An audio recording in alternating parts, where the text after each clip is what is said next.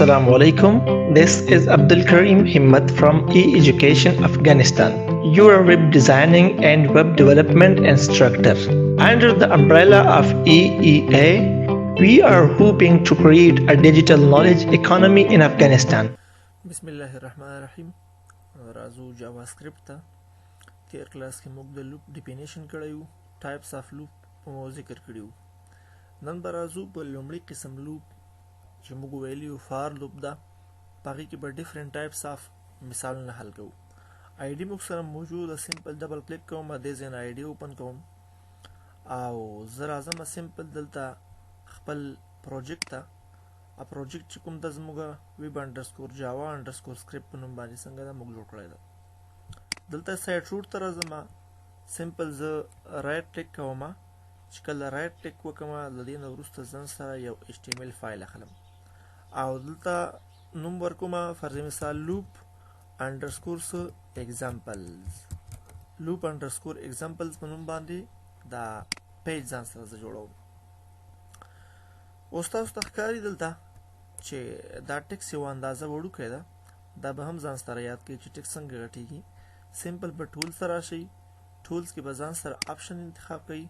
او په آپشن کې به دلته نه فونټس اینډ کلر انتخاب کړئ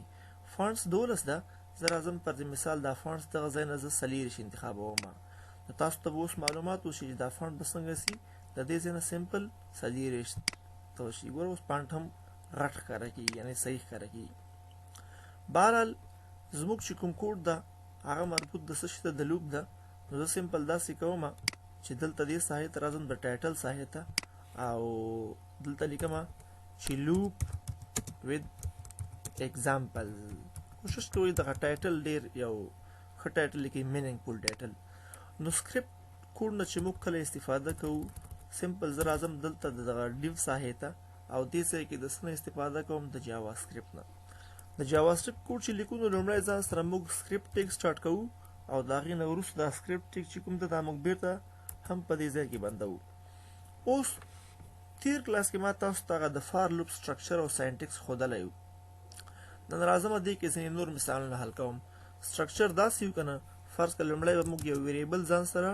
ډیکلیر کړه او ویریبل د ای په نوم باندې ده بیا په د هغې نه وروسته موږ مخ په وړاندې باندې له ګوره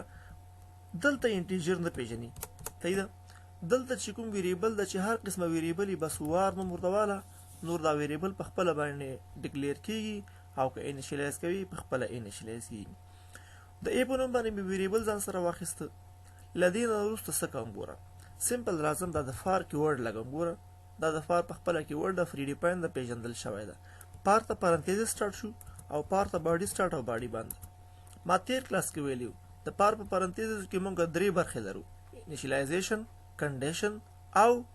انکریمنٹ یا ډیکریمنٹ فرض مثال زه دلته راځم اوس اول لومړی انیشیلایزیشن کوم ورته وایم چې ای به د چا نه ویلیو سټارټ کوي د صفر نه دا یوه برخه کمپلیټ شو بیا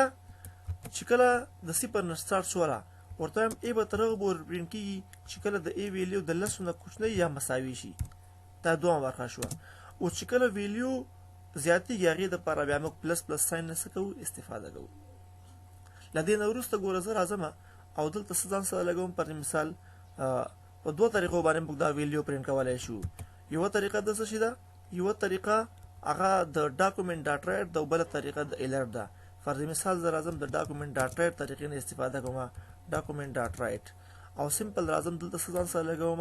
فنکشن ده که نه کوم ویریبل پرینټ کوم دا د ای چې کوم ویریبل دا ځان سره پرینټ کوم او تاسو یاد ساتئ چې اوس به ماته څه پرینټ کېږي په دغه وخت کې له صفر نه واخله تر لسو پورې به دا ټوله ویلیو پرینټ کېږي زه داسې کوم سمپل دلته راځم رایټ کلیک کوم او دې ځای نه دا فایل رن کوم نو که چېرته ایرر موجود ونه اوسي ویلیو ماته پرینټ شي تاسو ته ښکاري دا ویلیو څنګه شوه موږ ته پرینټ شوه له صفر نه واخله تر لسو پورې خو زه وغواړم چې دا دې په بیل بیل لاین کې راشي نو یاد ساتئ ګوره جاوا سکرپټ هم دلته د ایچ ټي ایم ایل سره یو ځای ځینې فنکشنلیټي څنګه ترسره کوي کله چې دا د ای ویریبل راغی د دې سره خوا کې ورته هم یو ځای که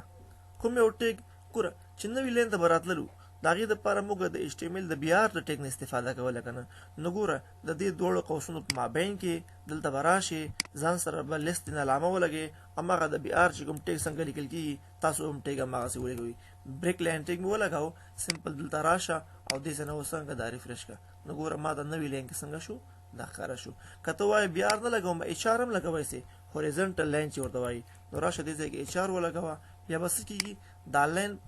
مابین کې به فاصله هغه راځي ګوره یو لاین به راځي 0 1 2 3.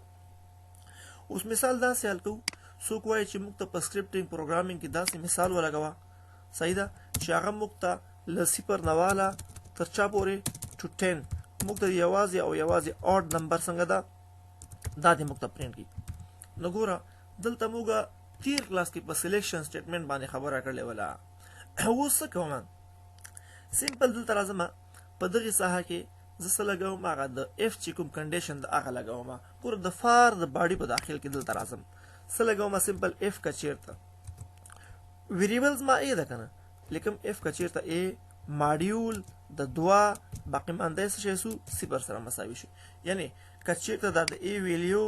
دا په 2 باندې تقسیم شوله او د هغې باقي مانده له چا سره ایکول شوله له 0 سره. یاد ساتئ په پروګرامینګ کې موږ د مساوي دپاره دغه 2 قوسونه د 2 مساوي علامونه اپریټرونه استفاده کوو او د اساینمنټ نه د اساینمنټ دې د اساینمنټ اپریټر وایي. معنا دا ده چې دا د 0 ویلیو دې راشي او په د ای ویریبل کې دې ذخیره شي او د دې معنا دا ده چې دا ای کله په 2 باندې ډیوایډ شوله او د هغې باقي مانده څنګه شوه 0 شوه.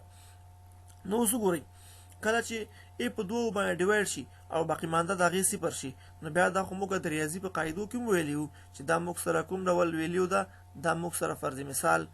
ایون ویلیو ده. خو زه وایم نه چې د هغې باقي مانده د 0 سره څنګه شي خلاف شي ناټ 0 سي ګوره. او یا که داسې نه لګوئ سمپل دلته یو ولګوئ که چیرته ای په 2 باندې تقسیم شي او باقي مانده یو شي. مثال درته وایم که چیرته 0 په 2 باندې تقسیم شي باقي مانده 0 ده. که چیرته 2 هم په 2 باندې تقسیم شي خو یو رسیږي باقي مانده 0 پاتې کېږي. خو که چیرته دلته راشم فرض مثال 3 په 2 باندې څنګه شي ډیوایډ شي نو چې 3 په 2 باندې ډیوایډ شي څو رسیږي یو رسیږي که نه او څو پاتې کېږي یو پاتې کېږي او دا موږ ته معلومات وشي دا څنګه ده دا اډ نمبر ده. همداسې که چیرته 4 ګوره په 2 باندې تقسیم شي 2 رسیږي باقي مانده موږ ته څه پاتې کېږي 0 پاتې کېږي نه دا ګوره A1 نمبر ده. همداسې 15 که چیرته په 2 باندې تقسیم شي څو رسیږي 2 رسیږي که نه 2 او آخره کې څه پاتې کېږي یو پاتې کېږي نو بیا دا څنګه شو اډ شو. نو دغه وخت کې اوس ما څه ورته وویل ما ورته وویلې ما ته هغه نمبر شو شي چې هغه په 2 باندې تقسیم شي او باقي مانده یو شي. سمپل دا ځان سره کنټرول اس کوم چې کله سیو شي بیا راځم دې ځای دا ریفرش کوم تاسو اوس وګورئ یوازې هغه طاق عدد څنګه شو دلته ماته شو. که چیرته یو نفر ووایي چې ماته جفت عدد پکار دی نو د جفت عددو دپاره سمپل راځم دا یو ختموم دې ځای کې 0 لګوم. تاسو ته تیر لږ مخکې هم ما دا قاعده ذکر کړله ده. اوس راځم سمپل دې ځای نه دا ریفرش کوم چې کله ریفرش شي تاسو وګورئ هغه جفت عدد به څنګه شي معلوم شي. اوس یو نفر دا سوال کوي چې د 0 نه واخله تر 10 پورې د ټول نمبرو ګوره 0 نه واخله تر 10 پورې د دې اعدادو ماته څه پیدا کړه سمیشن پیدا کړه څه پیدا کړه سمیشن پیدا کړه مجموعه پیدا کړه. اوس راځم څه کوم دا د اف برخه بیرته دې ځای نه ختموم.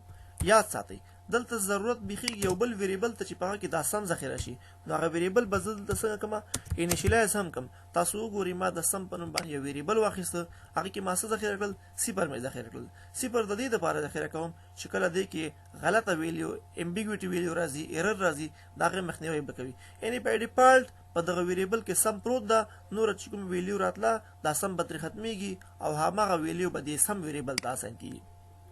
اوس یاد ساتئ کله چې دا لوپ ګوره چلیږي ما تیر کلاس کې هم په دې باندې ډسکشن تاسو سره کړی یو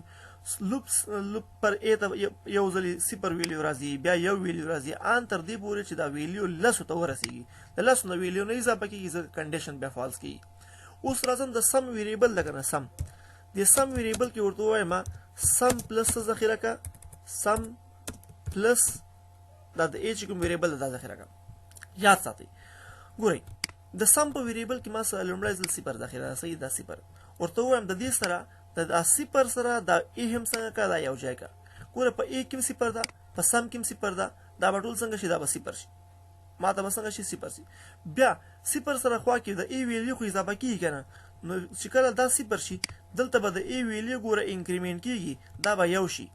صحیح ده. او د سم ویریبل ته به اساین شي، دا به څنګه 0 جمع 1 به څو شي، دا به بیرته 1 شي. اوس دلته 1 پروت ده کنه، بیا به داسې وشي چې 1 سره به دوهم ځل دپاره ګوره بیا څو ذخیره شي، 2 ذخیره شي. 1 سره چې 2 ذخیره شي ځکه 2 خو د ای ویلیو ده، دا انکریمنٹ کیږي او په سم کې د 1 ویلیو خپله پرته ده، دلته به سم کې 3 ذخیره شي. همداسې بیا له 3 سره سم کې اوس 3 پراته دي، کله چې ای انکریمنٹ شي دا به هم 3 شي. 3 سره چې 3 جمع شي 6 به شي، 6 به دې سم ته اساین شي او دې سم ته هم راشي. بیا چې کله له دغه 6 سره د ای ویلیو 4 شي جمع شي، دا به 10 شي. نو په همدغه اساس باندې به دا ټوله ویلیو څنګه کیږي، موږ ته پرنټ کیږي. اوس زه غواړم دا نتیجې ماته شو شي، د نتیجې د شو دپاره د دې فار د لوپ د باندې د باندې راووځم. که چېرته د فار لوپ په داخل کي نو بیا څه کیږي ګوره، بیا به دا لوپ هم بار بار تکراریږي. زه سمپل راځم دلته لیکم ډاکومنټ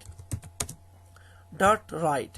ډاکومنټ ډاټ رایټ هغه فنکشن ده چې د دې په مرسته باندې موږ ځان ته میسج شو کولی شو، ویلیو څنګه کولی شو کولی شو. را به شم میسج به هم ورته ولیکم، ورته لیکم د سمیشن از مساوي دې سره صرف څه وکړه، کنکټینیټ کا. څه شی کنکټینیټ کا؟ دا ویریبل د سم په نوم باندې ده، راشه SUM دا دې سره کنکټینیټ کا. سمپل ریفریش کا دې ځای او اوس به تاسو وګورئ چې ویلیو مجموعه هم راوځي. نو تاسو که چېرته له 0 نه واخله تر 10 پورې دا ټول عدد جمع کوئ، د دې مجموعه به هم څنګه شي 55 شي. انف فار ټوډے. نیکسٹ کلاس دپاره به